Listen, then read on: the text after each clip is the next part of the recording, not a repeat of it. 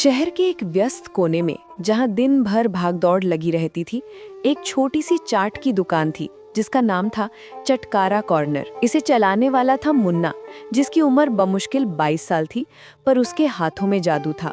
मुन्ना की चाट में एक खास चीज थी जो उसे बाकी सबसे अलग करती थी, उसकी कुरकुरे की मसाला चाट। अन्य चाट वाले आलू टिक्की और पापड़ी चाट में उलझे रहते थे, वहीं मुन्ना ने एक नया प्रयोग किया था। वो बाजार से सबसे चटपटा और क्रिस्पी कुरकुरे का पैकेट लेता, उन्हें तोड़ता नहीं था, बल्कि साबुत कुरकुरों को एक बड़े कटोरे में डालता, फिर उस पर बारीक कटे हुए प्याज, टमाटर और ढेर सारी हरी धनिया डालता। इसके बाद आती थी उसकी सीक्रेट सॉस की बारी।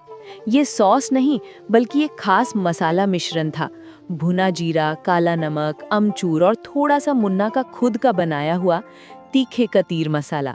वो ऊपर से खट्टी मीठी इमली की चटनी और थोड़ी सी हरी चटनी का तड़का लगाता और आखिर में एक बड़ा चम्मच दही डालकर सबको हल्के हाथों से मिला देता। ये कोई साधारण चाट नहीं थी, ये कुरकुरे की क्रिस्पीनेस और भारतीय मसालों के चटकारे का एक अद्भुत संगम था। शुरुआत में लोग थोड़ा हिचकिचाते थे, ये क्या मुन्ना, कुरकुरे की चाट? लेकिन एक बार जिसने चखी, वो चटकारा कॉर्नर का परमानेंट ग्राहक बन गया। कहानी की शुरुआत होती है एक शाम, जब दुकान पर भारी भीड़ थी। एक तरफ कॉलेज के छात्र थे जो अपनी क्लास बंक करके आए थे, और दूसरी तरफ एक सख्त दिखने वाले बूढ़े जज साहब अपनी नातिन के साथ खड़े थे। जज साहब न्यायमूर्ति सक्सेना अपने स्वाद को लेकर बहुत रूढ़िवादी थे। उन्हें पारंपरिक भोजन पसंद था। उनकी नातिन रूही ने जिद की, दादाजी प्लीज, सब कह रहे हैं मुन्ना भैया की कुरकुरे चाट कमाल है। जज साहब ने अपनी छड़ी जमीन पर हल्के से ठोकी और गंभीर आवाज में कहा, रूही, ये कोई स्वास्थ्यवर्धक चीज नहीं है, ये सब आजकल के फैंसी चीजें हैं। मैं तो समोसा चाट खाऊंगा। मुन्ना ने उनकी बात सुन ली। उसने रूही की तरफ देखा और मुस्कुराया। मुन्ना ने 2 प्लेटें तैयार की।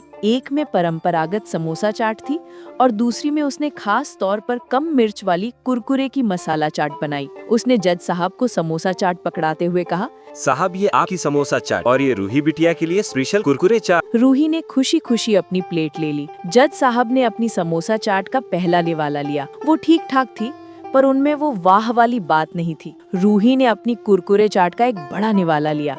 उसकी आंखों में तुरंत खुशी की चमक आ गई। ओह दादाजी, आप नहीं जानती क्या मिस कर रहे हैं। ये कुरकुरे का क्रंच, फिर प्याज और टमाटर का रस, और फिर इमली की खटास। ये तो... वो शब्द नहीं ढूंढ पाए। जज साहब ने नजर घुमाई। रूही इतनी आनंदित दिख रही थी कि उन्हें जिज्ञासा हुई।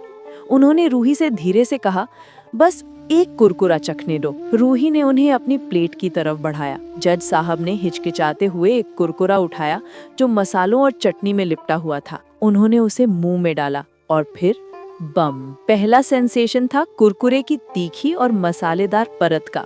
दूसरा, उस पर लिपटी चटनी की सौंधी खुशबू। तीसरा, कुरकुरे के टूटने की आवाज और प्याज की ताजगी। न्यायमूर्ति सक्सेना की गंभीर आंखों में एक पल के लिए शरारत दिखी। उन्होंने अपनी समोसा चाट की प्लेट मुन्ना को वापस पकड़ा दी। मुन्ना, ये चीज नशे जैसी है। एक और प्लेट बनाओ, यही वाली पूरी प्लेट। वहाँ खड़े सभी लोग मुस्कुराने लगे। मुन्ना का चेहरा गर्व से चमक उठा। उसने तुरंत जज साहब के लिए एक और कुरकुरे की मसाला चाट बनाई। उस दिन के बाद न्यायमूर्ति सक्सेना हफ्ते में कम से कम 2 बार चटकारा कॉर्नर आते थे। वो हमेशा कोने वाली बेंच पर बैठते और अपनी कुरकुरे चाट का आनंद लेते। मुन्ना ने अपने हुनर से साबित कर दिया था कि परंपरा अच्छी है, पर नवाचार जीवन में चटकारा ला सकता है। और उसकी कुरकुरे की मसाला चाट शहर का नया स्वाद चिन्ह बन चुकी थी।